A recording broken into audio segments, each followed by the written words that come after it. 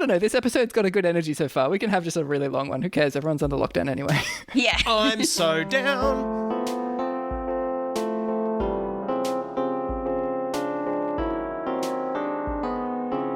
You're listening to Not Good Enough, an inadequate response to inadequate responses. I'm Tom McLean. I'm Mitch Alexander. I'm Tom. Shit.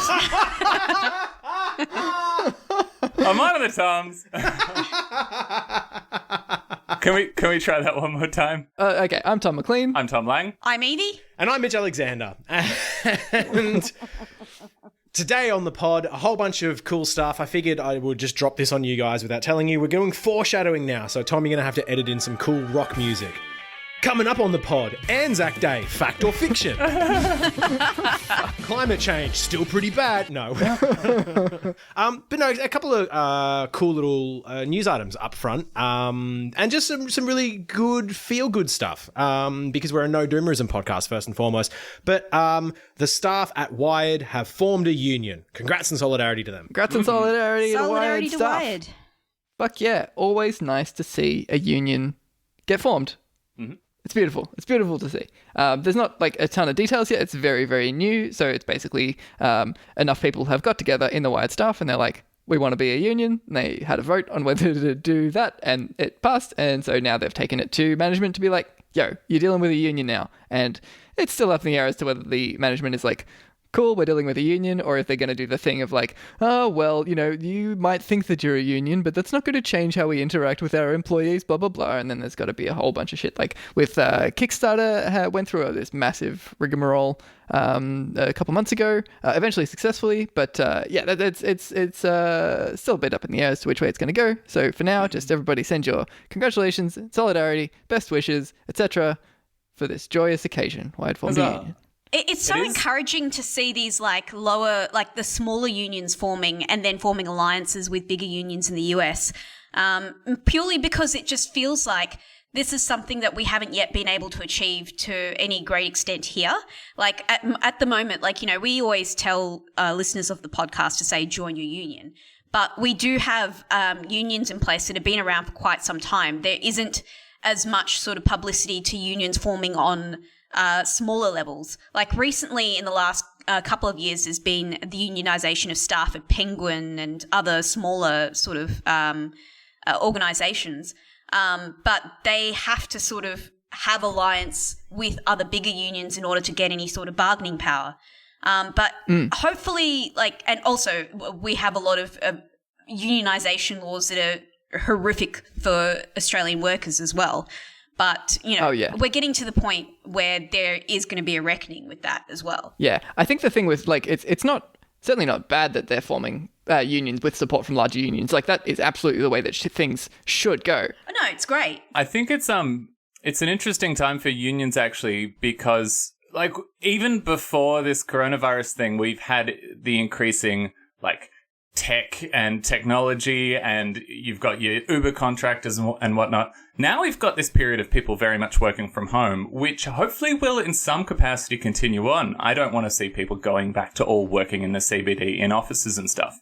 But an interesting thing about people working from home is that people working in the same workplace are effectively now more separated than they ever have been, which means that when you're more isolated, you have less power as a collective. And so it's going to be interesting to see how, I mean, we've all seen how Silicon Valley kind of companies take advantage of workers being individuals in like a gig economy. So it's a really important time for unions to make sure workers have a way to get together and have a voice that isn't just a single person at a computer versus their boss somewhere else. I've got friends who are in the NTEU, and other teachers, education, health unions, and they're doing organising remotely at the moment, specifically with that in mind, knowing that, you know, they have a lot less power right now, which makes it even more important that they keep those connections alive. I think it's a really interesting aspect of it that, like, now that a lot of people have gone to work remotely, yes, there's less sort of water cooler chat about unionization, but I, in my experience, that kind of chat doesn't really happen around the water cooler anyway, because you know the boss might be just standing around the corner. It's like the one unionization effort that I've been in, happened off-site. It was people sort of organizing, like, let's go to this one particular pub on our lunch break, that sort of thing. But you still know your workers. You can still organize that at work, kind of. Yeah, but that's what I think is, like, if not everyone, but like if a lot of these people are now used to working remotely, that has sort of given them or normalized a practice of just meeting together online, which means it's very, very easy for them to just like sidle into a different chat room and start unionization talk. Yeah. And you have personal contacts for coworkers now that you may not necessarily have had in the past. Exactly, which helps the unionization process. Oh, important note, though, about Zoom. If you're meeting over Zoom, then the person running the meeting can see the private messages. So don't do it there. Don't do it over Zoom. Zoom. Unionization messages or messages about how your manager is a dickhead on the private chat in Zoom. Also, don't try to unionize through the work emails that all your colleagues have. Or Skype. Definitely see if you can get better. Definitely see if you can get personal contact email. Hit them up on Facebook or something. Yeah, I think there's a thing with Slack. If you run the company Slack, you can't see employees' direct messages to each other until that employee's account is deactivated. Then you can. Oh, that's very Also, strange. just as on a legal note, that if it is through an organisation, that stuff can be recoverable through discovery in a legal action. So just don't use any communication methods via your office. Try to get personal contacts. Yeah, just assume that your office can see what you're saying on the official office comms. It'll be interesting to see, like in future, it reminds me a little bit of the thing where all of those renters got CC'd in on the same email and we're then That was so good. from their landlord, and we're then able to snap form a union kind of. And it'll be interesting to see what the kind of arms race is there if they implement new things so employees can only talk to each other over your company mandated things. Because currently it's easy enough because we know our co-workers having just been working with them. But if you join a company in a year's time, if you're working from home, you won't even know if you have co-workers, maybe. Yeah, it depends on the visibility. Yeah. But, I mean, personal communication, like, things are usually discouraged in most corporate workplaces anyway, which is why you have to get all your numbers for WhatsApp or Telegram or something afterwards. But yeah, don't use your work Skype to organise. Yeah. Back in the news, Malcolm Turnbull. He's released a book and he is doing the media rounds, you may have heard. But what is interesting, we thought we'd report on a slightly different angle, what he's left out of the book. Now, this is only talking presumptively because I haven't fucking read it and I'm not going to, and I don't care what's in it. You should download it, though, if you really want to read it. I would say my caveat is that most politician books are really boring. The only ones you really want to read are like the truly unhinged guys like Rudd or Latham or something like that. But Turnbull's is definitely legal to death. Yeah, he's going to be way too buttoned down. This is the problem with being prime minister is you don't have enough chance to get what you want to say out there. No one's listening to you. So now finally he has a chance to make his voice heard. So you might remember Malcolm Turnbull's greatest hits involve being instrumental in pushing the racist African gang narrative, if anyone remembers that, when there was African gangs rampaging all across the country, and then specifically in electorates where they wanted to get some votes in elections that were coming up. It was crazy the way it worked. And then after the elections, they disappeared. Yeah, this whole thing of like, oh, you can't even go out to a restaurant because the African gangs are just Melbourne was meant to be the hotspot of it because I suppose we have a sort of disproportionately high amount of like Sudanese and stuff immigrants compared to other cities. Maybe I really don't know where this came from. We have larger Sudanese communities. Yeah. As people who are all from Melbourne, there was no African gangs. And, like it's such a stupid concept that it's difficult to even like. What is it like?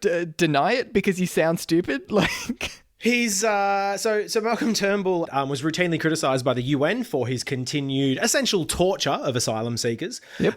He was also the person in charge of gutting the national broadband network that Kevin Rudd tried to pull in. He was the one that he was communications minister at the time. If you've been working from home, telecommuting, you will be familiar with how internet in Australia is shit. It's his fault. He was the one that was given the project of going, hey, can you make it better? And he made it worse and more expensive. I do want to hop onto that with just like one little bit more. So I work in tech myself. This is not like, oh, well, you know, they worked off the best advice they had and it didn't turn out good. It's genuinely an outright scuttling. Like he came into power, the Labour's NBN was already underway. Right, like the rollout had like I'm not sure if the rollout had just started or if the plans were like fully set out. But he came in and he was like, "We're going to do it a bit different. Instead of putting fiber to the premises, we're going to put fiber to the node." Without getting into what that means because it's irrelevant, it's worse. And every tech expert at the time was like, "That's a horrible idea. That's extremely stupid. Why would you do that? It's going to wreck the whole project." And well, here we are. It did. The end. He was also, during his time as Prime Minister, he will go down as likely the biggest coward we've ever had. The biggest thing that I think he did, at least for the sake of our podcast, was rolling on all of his prior held convictions about climate change and the urgency with which we need to act. And it was super weird that he let the Australian people down because one time he went on TV in a leather jacket and he was kind of cool when he was talking about climate change. So super weird that a Liberal Prime Minister from the Liberal Party, with their track record of being Liberal Party members, rolled on climate change. Super fucking weird. It's happening again, by the way. Every single Liberal who fell for that the first time, and I mean small L Liberal there, they're falling for it again. They're like, oh, if he leaves the Liberal Party, join the resistance, Malcolm. Oh, these people are so gullible. Just the stupid, like, just because he's well spoken, that's literally 100% of it. He's well spoken, and so every lowercase L Liberal is just like, oh my God, Malcolm Turnbull, you're so good. You were for the Conservative Party, but it was that bloody Tony Abbott the whole time. He did it. Like, no. Let's be specific. It's not even that he's well spoken. He just articulates well. He doesn't even speak properly.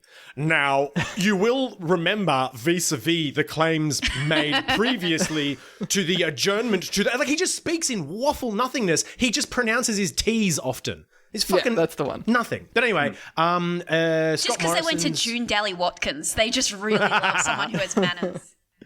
But if you are interested in reading this, or if you're interested in literally watching any type of media for free, one of Scott Morrison's senior advisors actually pirated Malcolm Turnbull's book and spread it around the Liberal Party, and there were no consequences. So that's tacit endorsement for any sort of torrenting that you want. So easytv.it has pretty much all the different series from Netflix and Stans and what that you want. So during isolation, you've got the go-ahead from Morrison. Stay inside, stream a show, or download a show, use some torrents. Just as a security note, if you do use one of those piracy websites to illegally download content, make sure that you CC Scott Morrison in, because I think that's the thing that gives you the legal okay.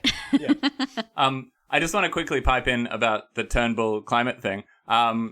I work in climate change, education and stuff, and I have an old Australian, I forget exactly what it is. It's like a climate change planning report or whatever. One of those government documents that gets put out frequently by every department. But it's from like 2010. And I was looking through it. And the foreword or the introduction is by Turnbull.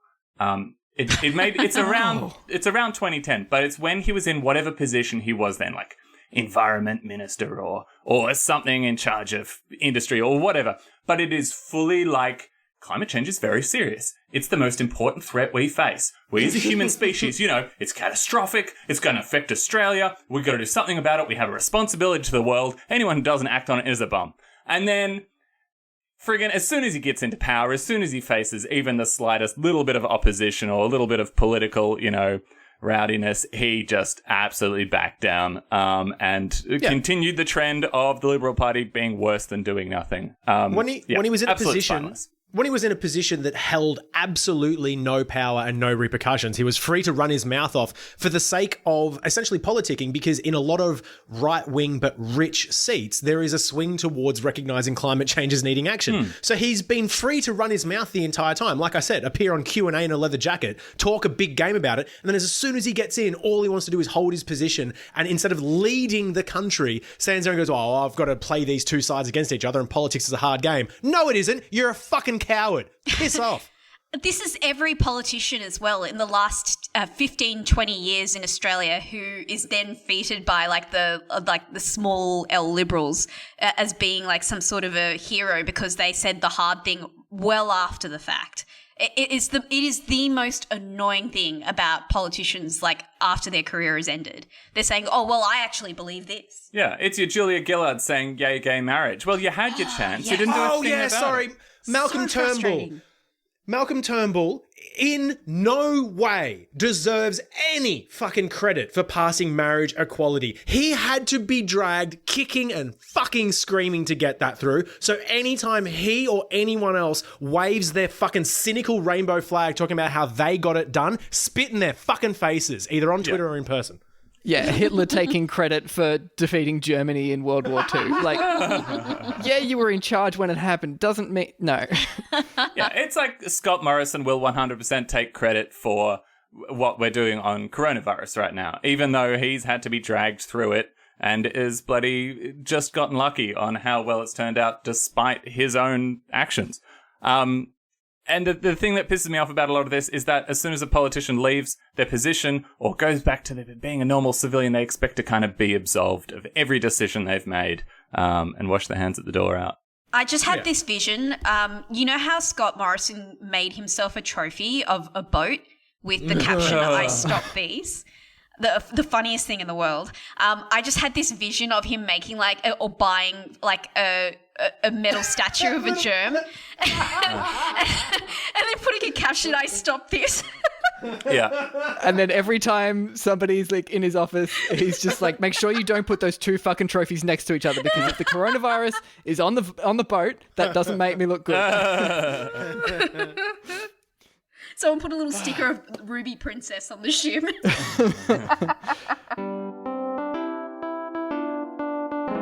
Speaking of cowardice, everyone tried to convince me to do a shitty synthesizer version of the last post. I probably won't do it, but Mitch, do you want to talk about Anzac Day? Yeah, I got some stuff to say about Anzac Day. I mean, I'm in a weird sort of position. I mean, it's going to not be a surprise to anyone that knows me, and probably anyone who's listened to more than one episode of this, that I am anti-war, extremely left. Anyone who passes you in the street. Yeah, but also like I'm virulently, angrily left and strident in my views. And so I can emphatically say fuck war and fuck most of the people that serve in any army. Like I've spent enough time in Townsville in my early 20s to know that most of the AJs up there are just fuckheads. Like they just, but there are also some good people in the military. Fine, whatever. Every single person who is a soldier in any army across any epoch, most of the time, just garbage. So it's fine. We have less of an excuse than like America, because I know in America, joining the military is pretty much a hand up out of poverty for a lot of people. But that's they absolutely intentionally target them. But so in Australia, like I am in a weird position as well, where I come from ostensibly a military family, but it's like one of those ones where like I've also got like a younger brother, but I don't see him often enough, so I don't feel it. Like I didn't grow up hoorah. I just have a grandfather in World War II. Still, he's in one of those Japanese islands. A dad that served in Vietnam, and my cousin served in the Second Iraq War. He was on the ground at the airport during the initial phase of the occupation. Like I have a quote unquote military background, and the only thing I've ever gotten from them is that, like, the idea of war. So I'm talking purely ideologically. The idea of war and the idea of the service that Australia has had for so long is just fucking garbage. Not since World War II have we been engaged in any sort of action that has been for the benefit of the Australian people. And even then, if you want to talk about World War II and World War I, we were very much considered ourselves part of Britain still, and we were going to fight for Britain, which is why we can have these sort of like fucking Gallipoli, where this Anzac spirit started. About 8,000 Australians died during that, and about 80,000 people from the Ottoman Empire died in that battle, in those series of battles. So we have this really outsized and weird notion of what the Anzac spirit is, and on principle, I'm not against having a national day where those who served are given a modicum of respect for what they went through, and they're allowed a day to mourn. Because as we know, what war does to people is fucking horrendous. And this is my rant on Anzac Day now, is that any single company, any single government official, any single person who is running this bullshit Americanized thanks for your service tripe is absolutely a garbage, money-hungry person who should fuck off. I'm so... We should recognise where this has come from, though. Like, this recent resurgence has... Like, very plainly, it started with Howard. Even a bit before that, the Australian government has been using our veterans as a political token in order to curry favour with certain groups and to be shown to be patriotic while completely screwing veterans over. I don't know how many people actually know this. This is obviously a very niche thing for me. Lang's got his environment stuff. McLean has his tech stuff. I have aggrieved Vietnam vet stuff. It's coming to more public knowledge, I think, now that people actually do have relatives that have come back from Afghanistan and Iraq as well. I'm talking about a specific government program that was set up where there is essentially, I'm not going to get into the details, but there was a pension fund set up for veterans, and there's two options when you go into it. You can either receive a pension for life at one rate, or you can take essentially a cash injection at the start of that pension, and you get a lower rate every week after that until you sort of pay back the difference. They were lied to by our government, who said, you'll pay it back after a certain point, but when you hit retirement age, your pension will go up. So that's pretty good. And it fucking hasn't. The Chief Defence Minister, what's his fucking name? Defence Chief Angus Campbell last year had to apologise for giving dodgy financial advice to our fucking veterans. The suicide rate for ex-servicemen in this country is 20% higher than average. Ex-service women are twice as likely to commit suicide over any other women. On a personal note, I receive free or discounted mental health services because my dad has PTSD from serving in Vietnam. If you are a child of a veteran from Vietnam, you get these free services because both my dad and I unfairly have worse health outcomes and a lower life expectancy because of his time in the fucking military. So any of this, thanks for your service, you guys are heroes, is fucking garbage. If you are in any way paying respect to our service people on Anzac Day, all you should be doing is very publicly calling for John Howard and the rest of the people in his cabinet to be tried for fucking war crimes, and you should be vocally and angrily anti-war every other day of the year as well. It's absolute fucking trash that their name gets used in this way to just be these heroes that we then sort of go, if you go to Macca's, you can get an extra coffee, and that's pretty good. War damages people. Yeah, I would say that if it crushes people. I would say that if your view of the Anzacs was like, oh, they're heroes making a noble sacrifice for the good cause, like, you are 100% a sucker. The Anzacs were a shit ton of young people who were either forced or tricked into going and either dying or murdering someone else for no reason. And that's like, murdering someone else fucks you up. Like, the reason that people have PTSD from war is because, like, they saw, like, their friends get killed, or they're just like, fuck, I killed people. Like, these people got ruined by their government, and so being like, oh, good old Anzacs, coming from the people who are still running exactly the same legacy as the people who did it and who continue to do it by sending servicemen to, like, the Middle East, like, any active combat situation, it's abuse. Yeah, like Anzac Day should only be used to reflect on the notion that wars are entirely and criminally useless and they ruin everyone involved. Our veterans and our victims are completely crushed in useless wars that are essentially the upper class taking things from other upper class people with the bodies of the lower classes. That's it. Yeah, and that's the way that it's always been. You look at, like, medieval wars, it was like your local, like, lords being like, I'm just going to throw my peasants at your peasants until one of us has decided that we're running too low on peasants. Okay, you can,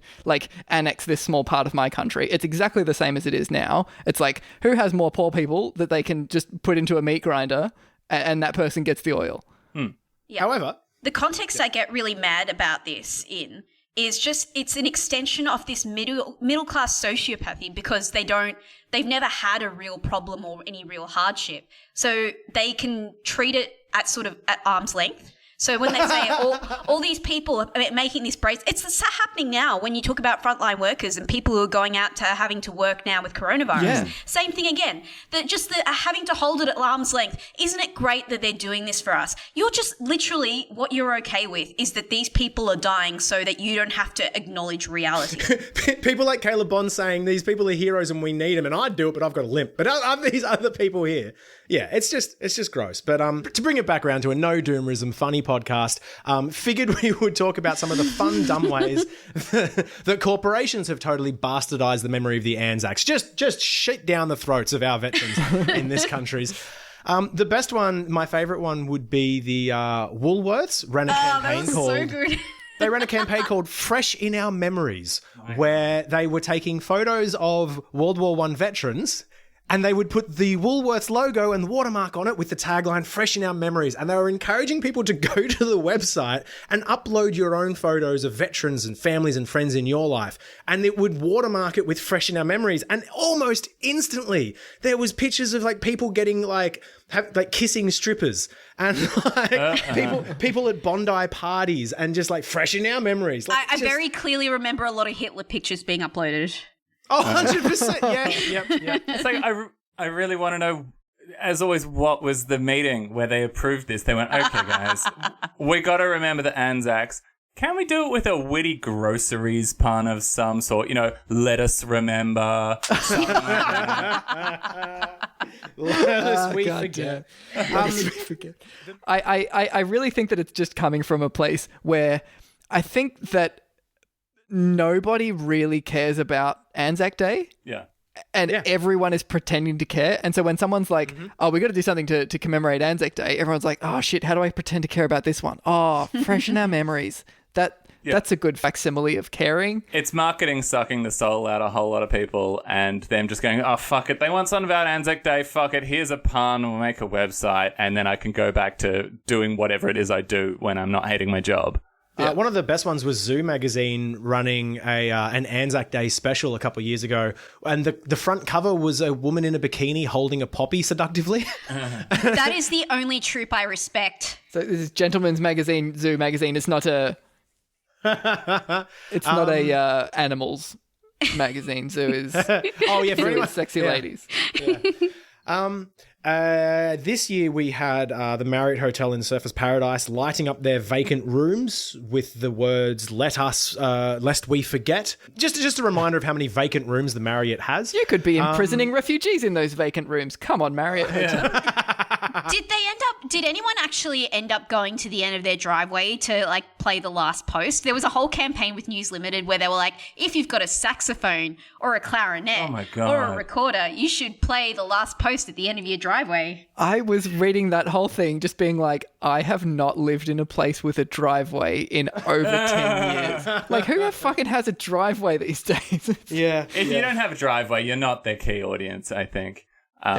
It really reminded me of, there was a TV show that I saw a while back called Corporate, and they had one episode about this fictional holiday they'd invented called Remember Day.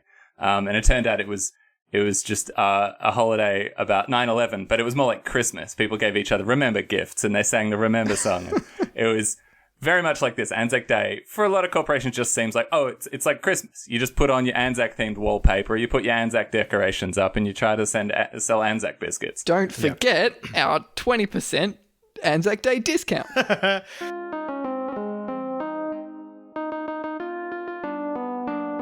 In climate news, there's a few different things going on, as there always are. And one of the most interesting things to me, and one of the things that I think that we need to keep track of the most, because this could actually be maybe one of the most significant things to even come out of coronavirus as a whole, is the way global oil prices are absolutely cratering.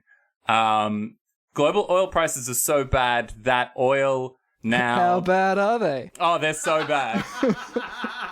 I haven't thought of it. They're so bad that if your mum was world oil prices... no. I got nothing. So, they're so bad that if you own a bunch of oil or like... however it is you buy and friggin' sell oil, everybody knows you're not actually buying physical barrels of oil. It's all just monies. You have to pay people to take that oil off your hands. Like, the price has gone negative in certain situations. I don't fully understand how that works, but it's bad if you care about oil prices being high. I think it means that the cost of storage outweighs the cost of it. There's a bit more. Part of the issue though is that like so much of oil, because we're like an oil-based economy globally, part of this was it reached negative in like future speculation essentially. So it was only there for a little bit, and it was like for a June prediction that oil price is going to crash. But that's like, to your point, is that like we're not actually even talking about oil properly anymore. We're just talking about these numbers of money which oil represents. It's nothingness. Nothing. They're all just abstract victory points that rich people play with. And when they were building the oil infrastructure of the world, which is basically a giant oil faucet, they went, should we put a way to turn this off? Nah, that'll cost extra money, and we don't anticipate this ever needing to get turned off. If anything, we'll only make it so it can get turned on more. And now they're going, hang on, we have enough oil. No one's friggin' driving or flying or anything. Our oil reserves are filling up. Can we turn off the oil for a second? No, we literally physically can't turn the oil off for a second. Oil wells don't turn off. The oil pipeline, isn't designed to run dry at any point. The entire oil system has to keep moving at all times, or it probably friggin' seizes up and stops working. It's insanity. Economically or physically. Which is just an incredible sort of metaphor for how oil and machinery, just does work. And keeping in mind, this is the national, oil companies have been saying for years, because companies like Shell and Exxon and all the other big ones, they publicly acknowledge the science of climate change. They did all the science of climate change. They have nowhere to go there. They go, yeah, climate change is real. We're aware that we sell fossil fuels, which are bad, apparently. But we're only selling them because there's demand for them. We'd love to sell them less, but consumers obviously need to keep driving, or we would be all about solar panels. Someone's got to sell them the oil. But now everyone's called their bluff. We're not buying the oil, and they've gone, fuck, shit. Fuck, we didn't think this would happen. We've poured trillions of dollars into making sure this doesn't happen, and now it's happening. And yet, we've still got all of these shady, you got the IPA in Australia, you got the Minerals Council, you got Angus Taylor, energy bloody resources idiot, who are still trying to find reasons to. Australia is increasing its gas capacity, and the gas price goes along with the oil price. It's also cratering.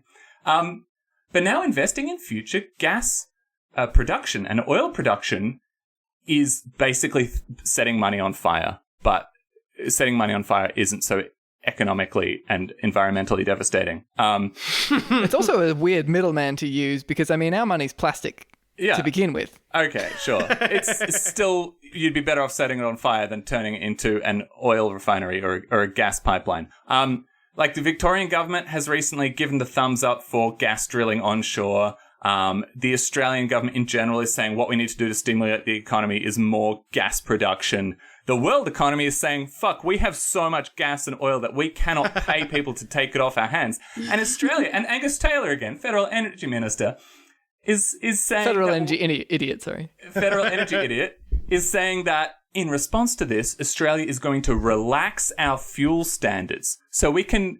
hang on. We're relaxing... We're being less picky about the oil we buy. I don't understand it either. We don't have an undersupply of oil. We have too much oil. This is the time that you don't relax yourself. And we're buying about $94 million of oil from America as a reserve or something. We're increasing our stockpile. This story does my fucking head in. We're increasing our stockpile. And it's insane because we're not even getting the fucking oil. It's not coming over here. We're buying it and then keeping it in America. Now, if I wanted to keep something safe somewhere in the world, if I were to keep a valuable resource safe somewhere in the world, maybe I'd store it in friggin' the Democratic Republic of Congo or something before I store it in the friggin' America, which is currently, the president is telling to inject bleach. It's not a safe country to invest $100 billion of oil in. It's also ostensibly an emergency supply of oil. I've been reading about this, and it's a supply of oil for in case Australia gets attacked or something. And they're like, all right, so we've got this emergency stockpile of oil in case we get militarily attacked and we need a shit ton of fuel really, really quickly. Where have you stored it? Other side of the world. Literally the other side of the world. You cannot store it further away than America. And let's look at this geopolitically for a second. Who is Australia's major security risks? It's China. That's about it. It's China. Where's China located? North. Where, just above us in the Pacific Ocean. Where's the oil located? Northeast, across the Pacific Ocean. Okay, maybe China's going to get in the way there. Basically, anything goes down geopolitically, and we're not friggin' getting multiple oil tankers across the Pacific. But even then, it's this idea of we're increasing our emergency stockpile of crude oil. It's like, well, that's like increasing your emergency stockpile of dial-up modems. What the fuck are you talking about? You should be increasing your reliance on renewables right now, so then later, when oil fucks up again, we're covered.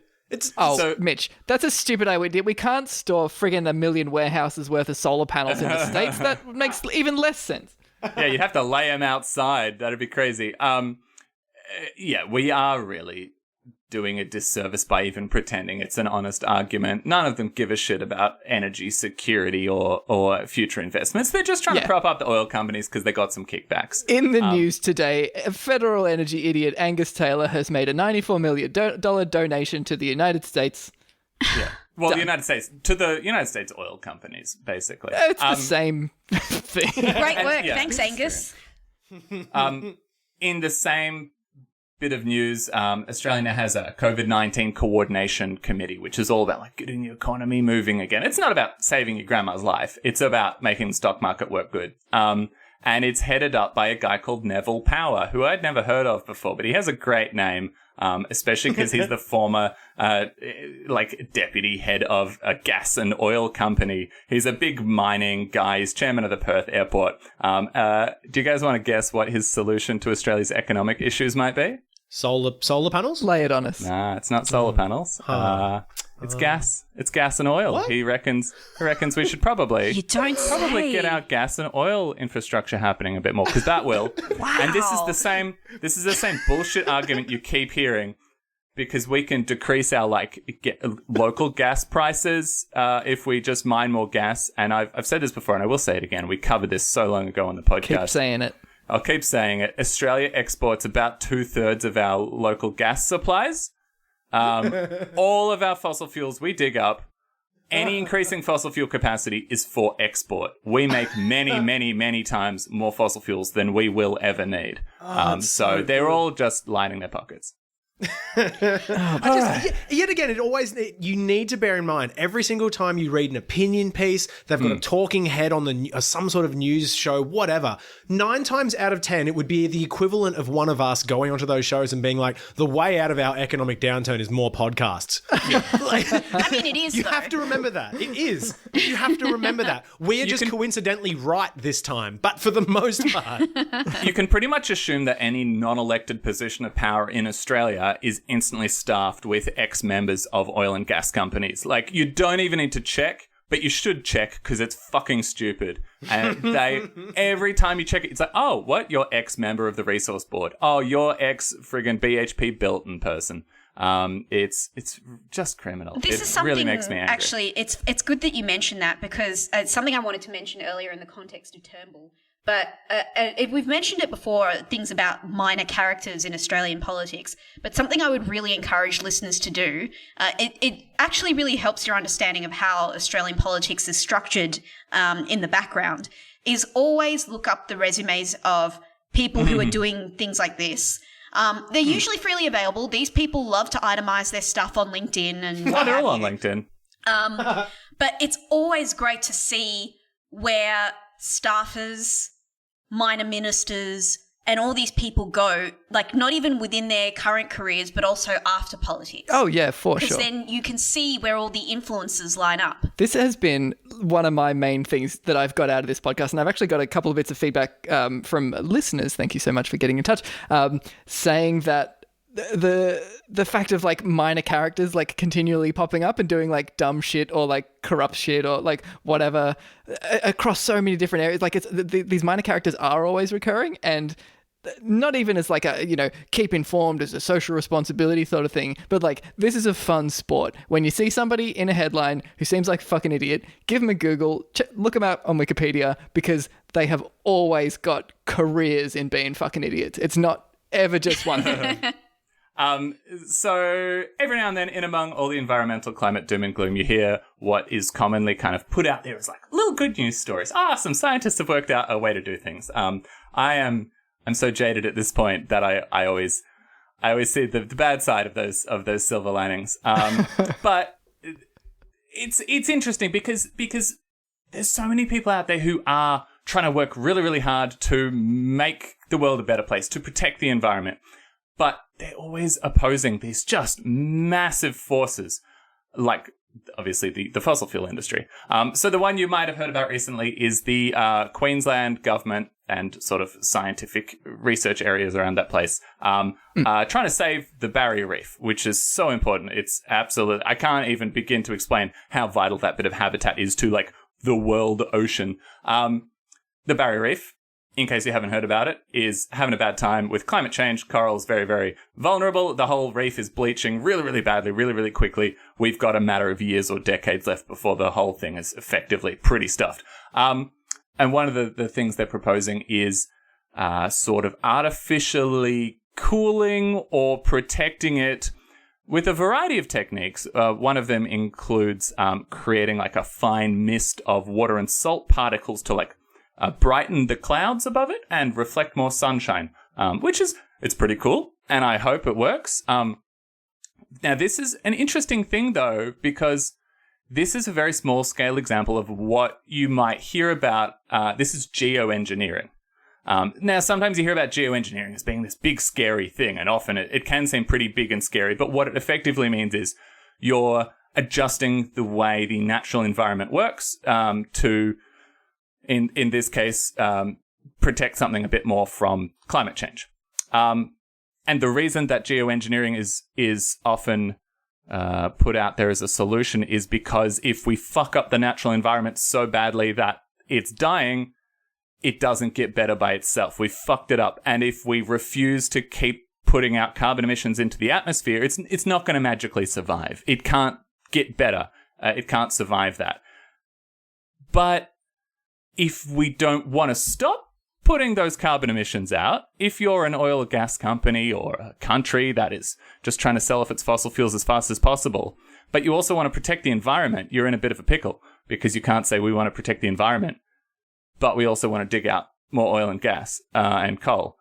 So you've got to say we want to dig out more coal, but also we can do these other things. We can do geoengineering. Maybe we can fix it somehow using future technology. Oh, so they're just doing geoengineering of the Barrier Reef, not to save the Barrier Reef, but so that they can sell fossil fuels for longer without the Barrier Reef dying immediately. Now, I don't want to put that quite so simply, because the people trying to save the Barrier Reef are doing it in good faith. These are marine biologists. These are scientists who want to save the Barrier Reef. Fuck them. The Queensland government...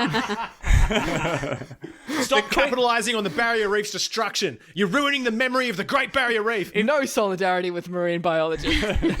If the Queensland government... And let me be clear, this is not going to be cheap. This is not an easy solution. If the Queensland government wants to throw hundreds of millions of dollars into... And it's not even definitely going to save it. This is experimental. This is maybe it will help it a bit. It's not going to help the entire rest of the planet. If the Queensland government wants to throw hundreds of millions of dollars into protecting the Barrier Reef, there is one really effective, proven way to try and protect the natural environment from climate change, and that is fucking stop digging the coal. Stop it. Stop it.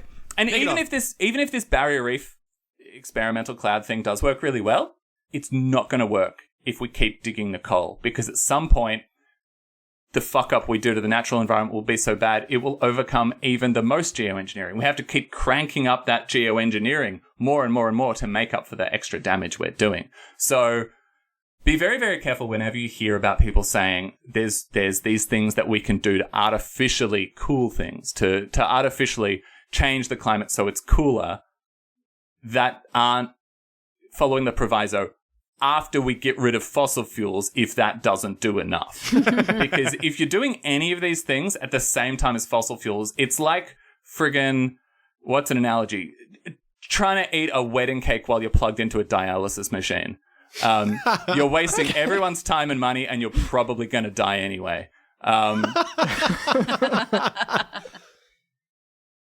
Is that a bad analogy? I don't know. It's trying to install your airbag while you're speeding down a highway. It's putting your air conditioner on when your house is on fire. It's putting your air conditioner on and your oven. It's putting an air conditioner in your oven. It's dumb. So absolutely, we should be working on these things. They're good. I'm not saying we shouldn't be working on more new innovations to try and solve the problems of climate change. But if they're coming instead of reducing our fossil fuel output, then they're not the things we should be looking at. It's being portrayed as we're buying some health for the barrier reef, but we're spending that health on oil instead of a healthy barrier reef.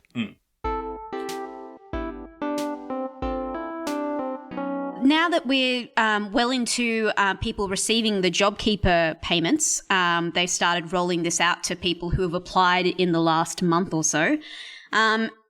It's been interesting to observe who has been able to get JobKeeper or JobSeeker. JobSeeker, that's the other payment, and who hasn't, and also which industries are represented in whose bosses have applied for JobKeeper. So at the moment, we're seeing an overrepresentation of claims amongst lawyers and accountants. I wonder why this could be. Because they're really good at filling out paperwork for a living. Hey, that's just like, I got to do a really boring form for some money. That sounds like my regular job for me.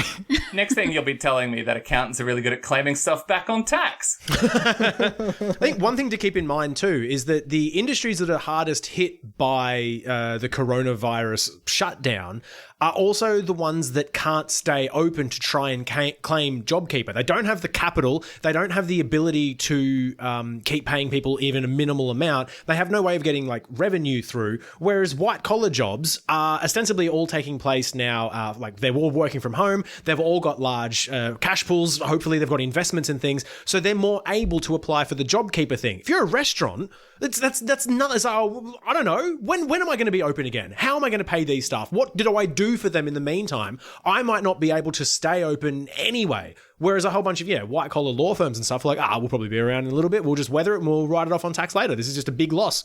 Whatever. Also, if you're doing some kind of like business to business work, then reporting a 30% drop in your annual revenue to claim JobKeeper is actually really easy, because we're like, already a quarter of the way through the year. You're like, hey, those invoices that you owe us, don't worry about those for the next couple months. Boom.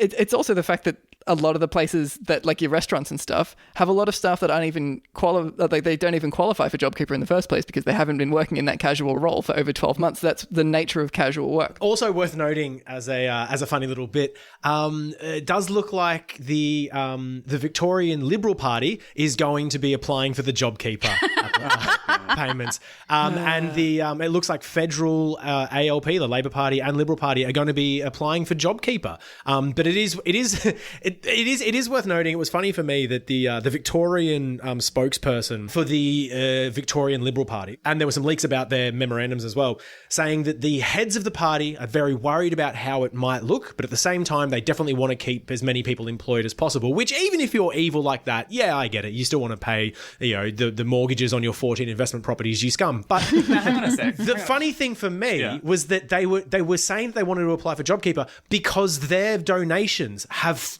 the quote is fallen off a cliff since coronavirus kept in. So all of the people that used to donate to the Liberal Party in Victoria have pulled all their funding, and the Victorian Labor Party have come out and said, we're actually fine because payments from all the unions haven't actually stopped. We're fine. It's just fucking real good. Just the idea of people being like, no, my yachts and properties, and they take the donations away, whereas the unions are like, no, let's fucking go, let's do it. Although just to be critical of the unions for a second, Sally McManus has agreed that JobKeeper scamming is a problem, but she also says, we didn't design JobKeeper, the government did. We wanted a wage subsidy on a percentile basis, which is like, who even cares? That's beside the point. You agreed to this fucked up system that is already having an effect in which the people who don't deserve it are being scammed and the people who do deserve it by design are not getting the money in the first place. So you could have easily just said, we don't agree with this. I have a slightly contrary take on this, which I don't care at all that lawyers and accountants and Liberal Party members and stuff are getting JobKeeper. The only part of this that matters is that people who need JobKeeper are not getting it. I would agree with that, actually. This thing of like this wage subsidy on a percentile basis, like, It's so if bullshit. somebody's not It making doesn't much, matter. like make sure that they get paid less. Whereas if somebody was making a bunch before, let's pay them a bunch. Like that's crazy. But just the main thing is like any means testing on any program that's meant to help poor people pretty much every single time fucks poor people. Yeah. And I am predicting that this outcry here where it's like, oh, the lawyers and accountants are getting JobKeeper and the bloody casual workers aren't, the way that this will get responded to is by putting more checks on who can get JobKeeper and no work on expanding it to make sure that really poor people are getting it. The only thing that's going to happen is Absolutely. more barriers in the way of actually getting JobKeeper coming out of And this. also, the lawyers and accountants will still be able to navigate their way past those checks Oh, because for it's their sure. job. Absolutely. But I just want to say, like, to the listeners, like, a really important thing to look out for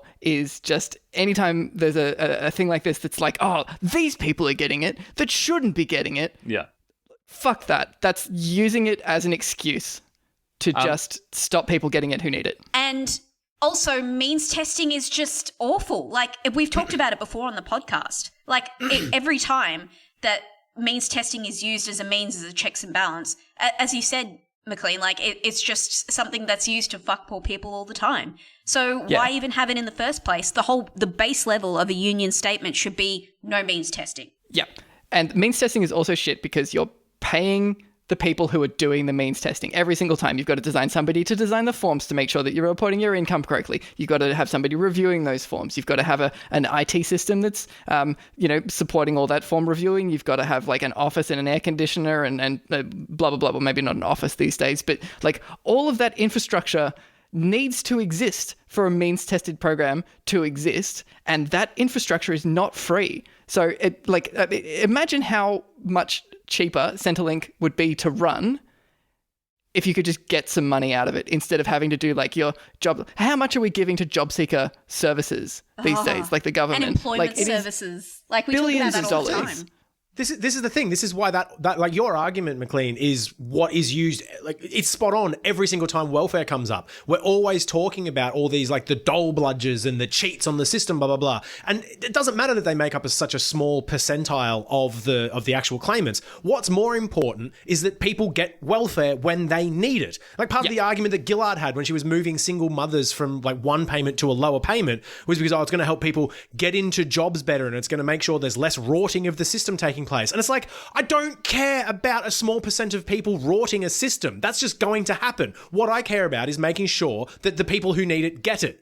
And it's an ideological thing. It's like, well, there has to be fairness and stuff. No, there doesn't. Yes, it is very funny that the Victorian Liberal Party are going to claim JobKeeper. That's just funny. But also, they should just fucking get it if they don't have a job. But what's more important, actually, is making sure that we aren't leaving people behind because, you didn't meet you've got X amount in savings and your employer had this amount of turnover on a percentile basis. But no.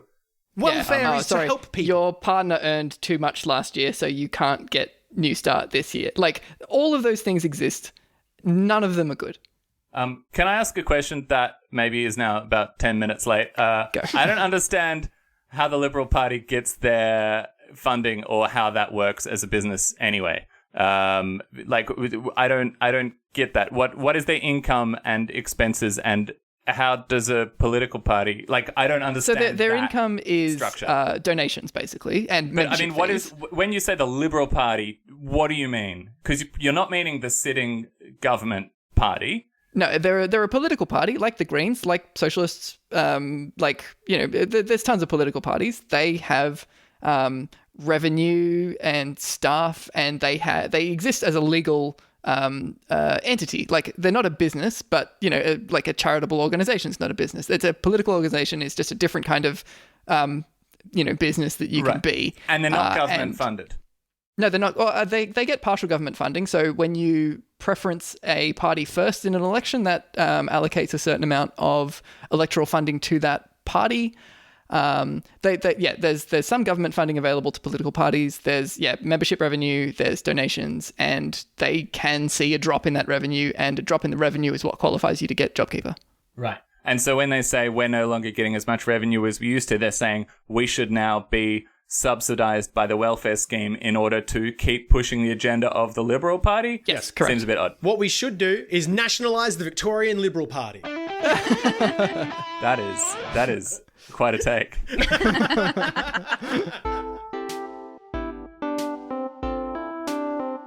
So in other news, Victorian Trades Hall has started Job Scammer, which is a website where you can dob in a dodgy boss who is trying to rort you out of getting a JobKeeper payment that you're eligible for. So this comes in the form of them refusing to sign your paperwork off unless you work extra hours, or saying that they don't want to do it for you. Like anything that they're like, we don't want to do this for you until you do this for us. That's a scam.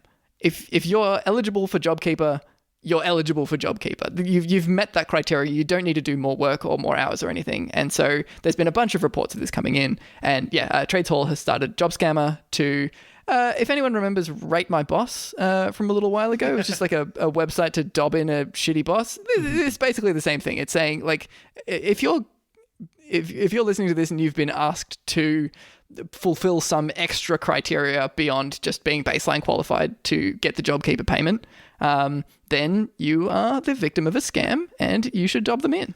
Hospo Voice also had a website where you could rank businesses employees could rank their businesses based on what they knew about wage theft as well. Oh, yeah.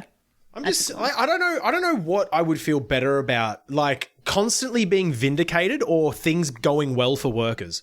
We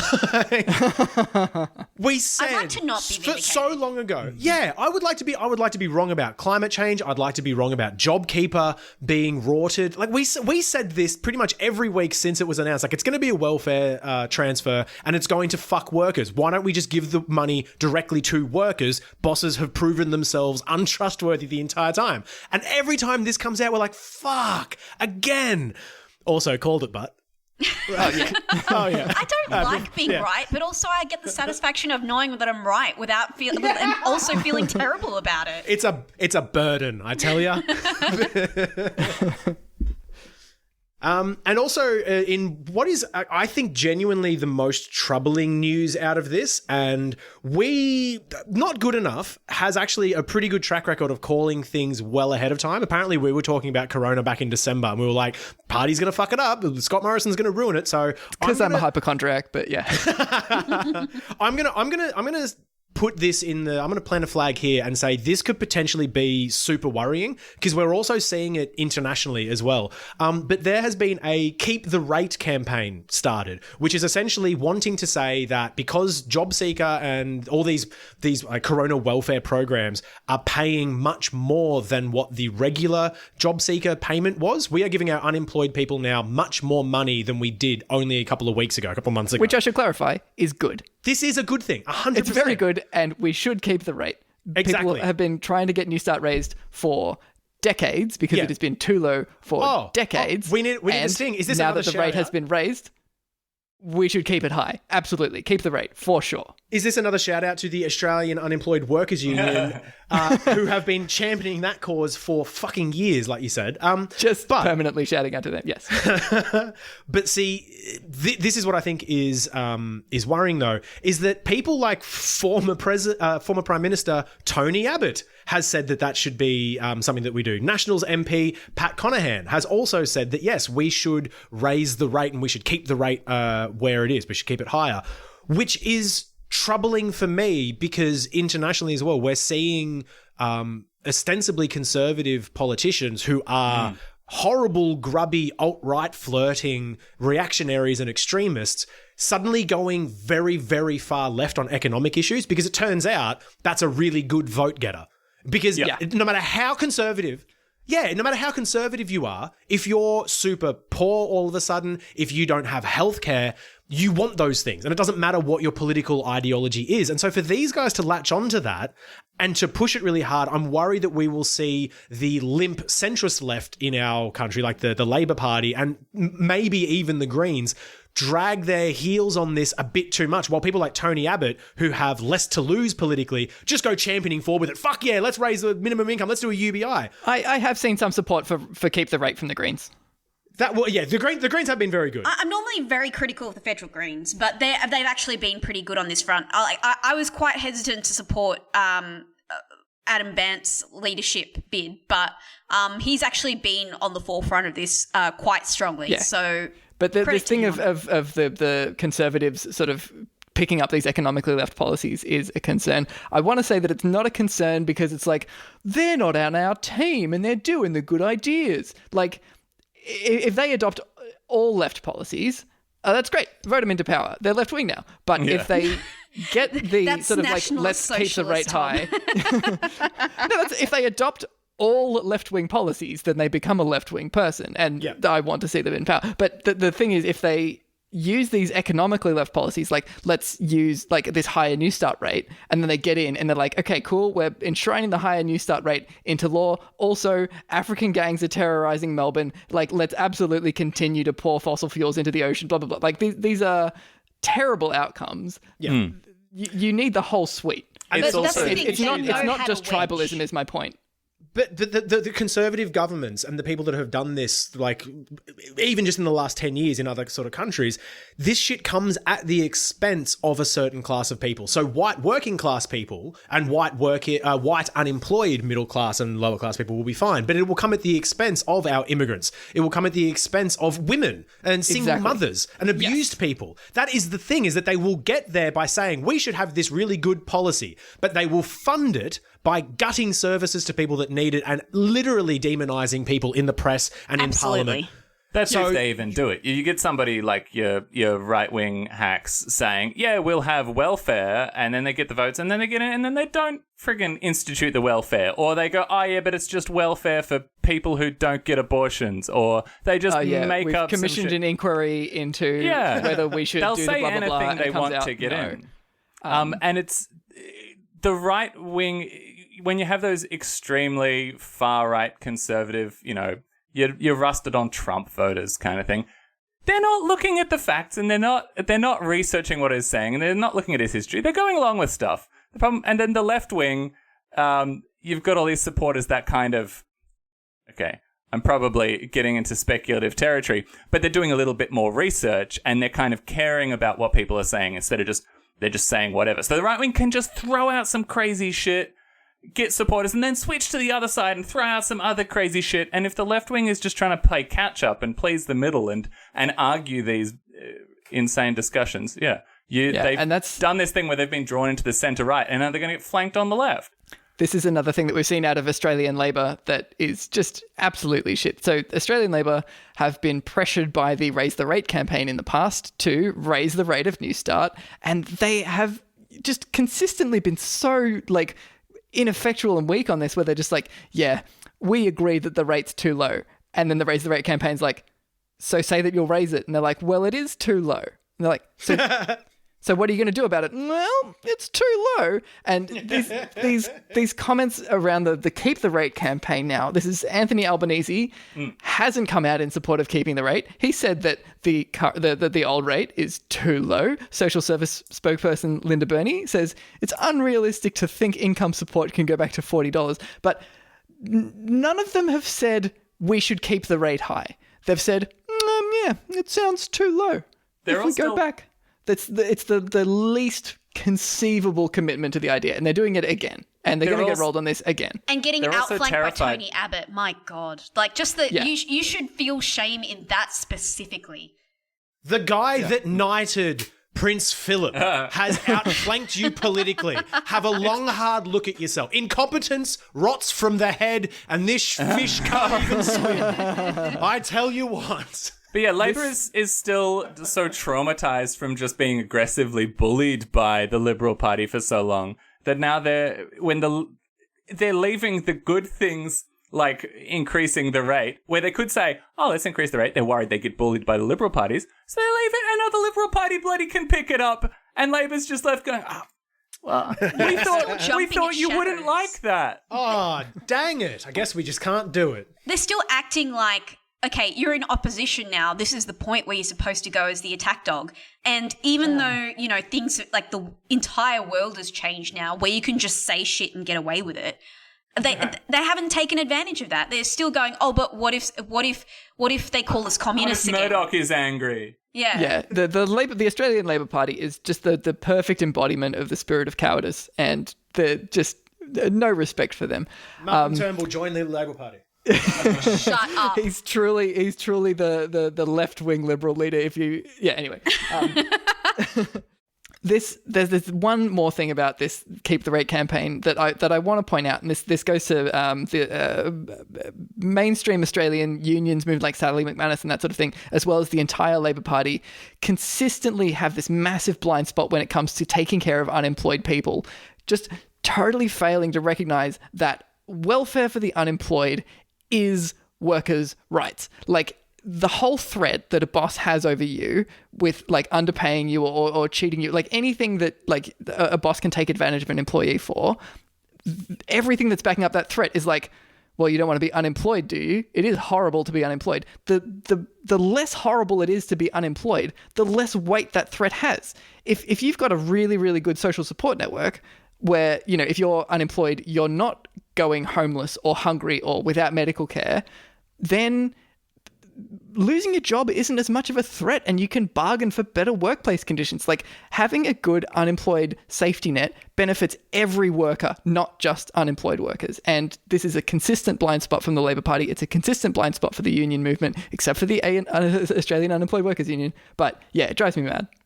Actually, this is something that I hadn't planned on talking about, but it's a good moment for it. Have you guys heard about how organised crime syndicates like the mafia are stepping in to fill the gap left by governments in social support?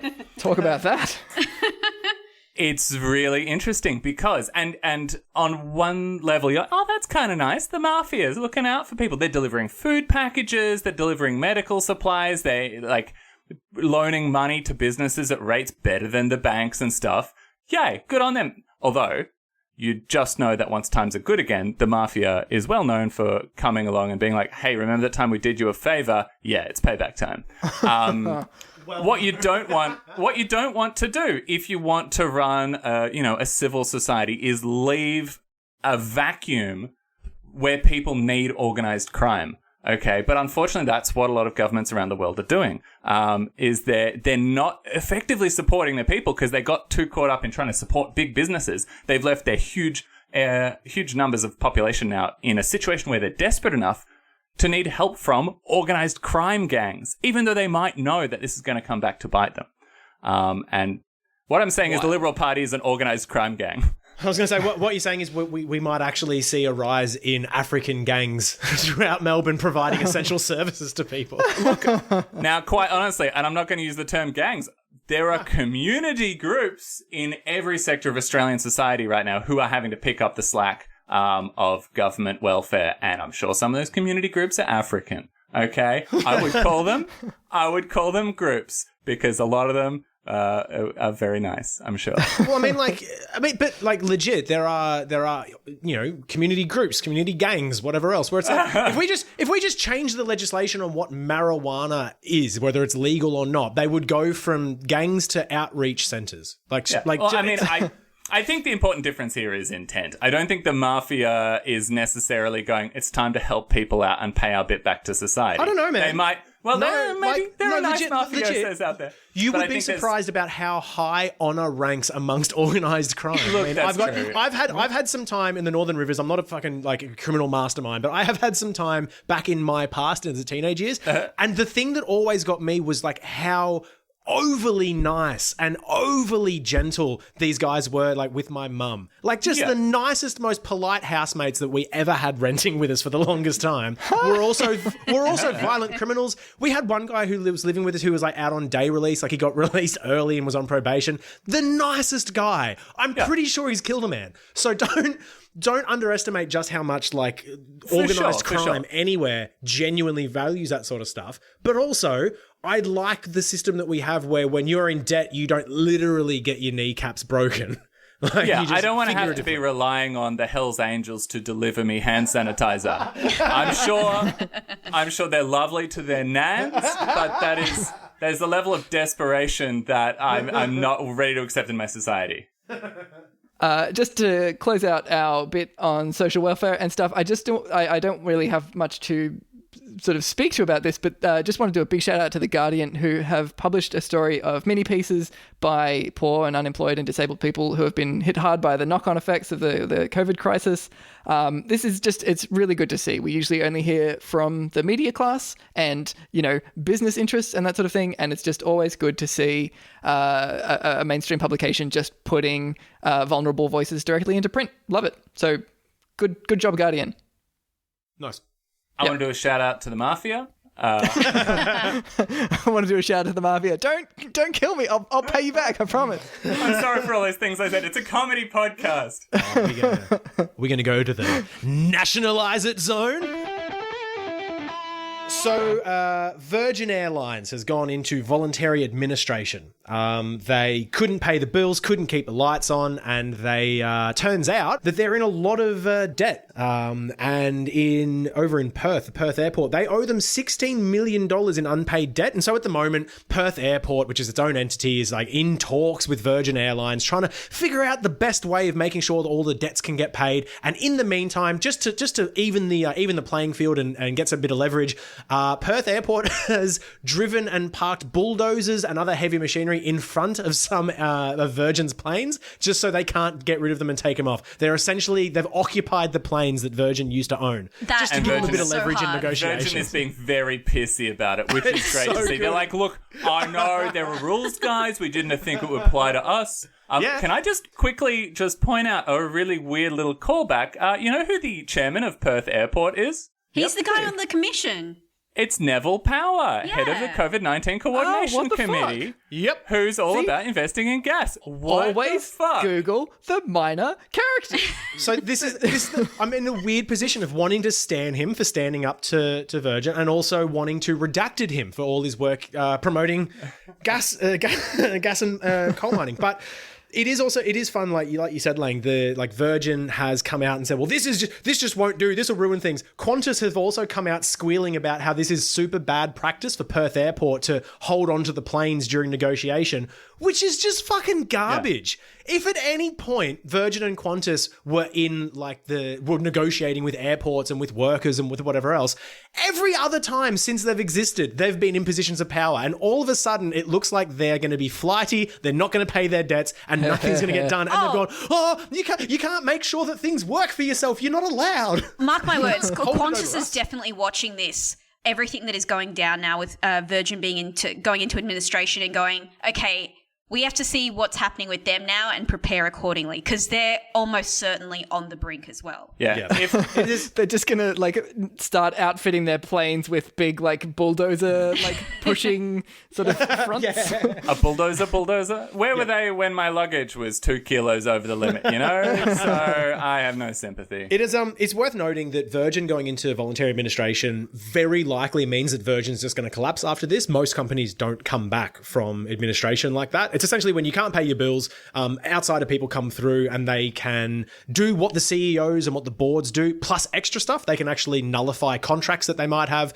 But it's really, really hard to come back from that, especially for fucking an airline during a pandemic. It's not going to happen. I just want to interject here as well. Legally, they are actually supposed to keep the planes there because part of the administration is seeing what assets can be sold off to pay outstanding debts. So it is legally required to keep those planes in there. And if they flew them off, they would be contravening the guidelines of a voluntary administration. Yeah, but don't put a bulldozer. You just rummet it in. I didn't actually realize I wasn't going to go I wasn't going to go into it. I didn't even realize that this has a term. It's called a lien, I believe, when an airport holds assets like this, when companies hold assets. Oh, it's just when anybody holds assets. It's not necessarily just for airports. But it's like the actual machinery or something, which is fun.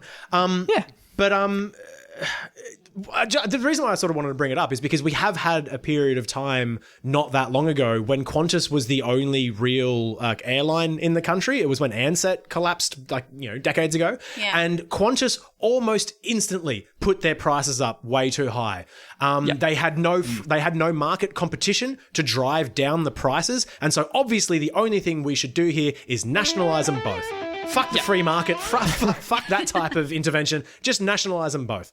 I saw a little quote by, I think it was the director of the International Air Transport Association or whatever, saying, this whole thing could spend the end of this era of dirt cheap travel that we've been seeing, $100 airfare to Japan or whatever. And honestly, good. Yeah, that's pretty important. Yeah. If your airfares fluctuate that much and if you're trying to run things so that you can have as many people flying all over the world as possible all the time, we just can't do that. You just can't. The future cannot have the level of air travel we've been seeing. Yeah, it's it's like meat consumption. We don't pay what we should be paying for meat. We don't pay what we should be paying for airfares. They should be, unfortunately, much more expensive until they stop emitting the amount of carbon that they do. It's just that said, my understanding of air travel is that the budget tickets are not really going to the main. The main source of the problem with air travel is the business. Flyers who are flying back and forth to meetings every 3 days, rather than the people who are picking up occasional budget tickets. But the budget tickets I think the principle is sound. Yeah, the budget tickets are just filling up the leftover seats. The problem is they have too many planes in the air. But fuck. Yeah. I sincerely hope it brings the frequent flyer programs to an end. That has been, by the way, the funniest thing of all to see in the collapse of Virgin. It's what about my frequent flyer miles? God! But I sincerely hope that it actually brings an end to the practice because people hold a lot of fake status in terms of having lots of frequent flyer points or access to lounges and that sort of thing. But also that is perpetuating the problem of people flying just for the sake of flying. It's something that I've mentioned in a previous episode, but the idea that we've got these frequent flyer positions where it's if you fly with us all the time, we'll waive your luggage fee. It's what the fuck? You should waive the luggage fee for someone holding a pension card, and then the people that do it all the time get a nice plaque or something. Those people love that sort of stuff, or a certificate or something. They love it. I just love the entitlement of people with frequent flyer points. They're but I was a good consumer. I consumed so much. Should I not be rewarded for my consumption, my overconsumption? It's like people who get really mad at brands when they make a change or they run out of a product. It's well, I've been shopping with so-and-so for years and I'm going to take away my money. It's cool. And in other nationalise it news, the Ararat Advertiser has closed, leaving a Year 10 volunteer as the town's only journalist. This is not a major national news story. This is really relevant to just Ararat, I suppose. But Australia's media ecosystem is not healthy, and it's because it's fueled by capitalism. I'm not necessarily sure that nationalise it applies here because that's just have a state media but I don't know, the ABC is good. This is just an illustration. This is just a story that illustrates that capitalism is not a good way to distribute resources. And it's not a good way to distribute information. Part of the thing that the Liberal Party has been doing for the longest time is gutting, when they gut the ABC, one of the first things that they do is they get rid of rural reporters and rural reporting stations. So when we say, nationalise it, nationalise the Ararat Advertiser, well, I mean, maybe just get a little bit more funding so one ABC journalist can be out there and make it part of their beat. It is important. They still need news. They still need the bushfires. During the bushfires, everyone needed rural ABC reporters because otherwise they had no way of finding out what the fuck was going on. 100%. Yeah, absolutely. Guys, we just have to be pretty careful here because if we start podcasting too much about Ararat, there's a strong chance we may become Ararat's primary news source. Ararat news every week. I'm into it. Not good enough. And Ararat sports and weather.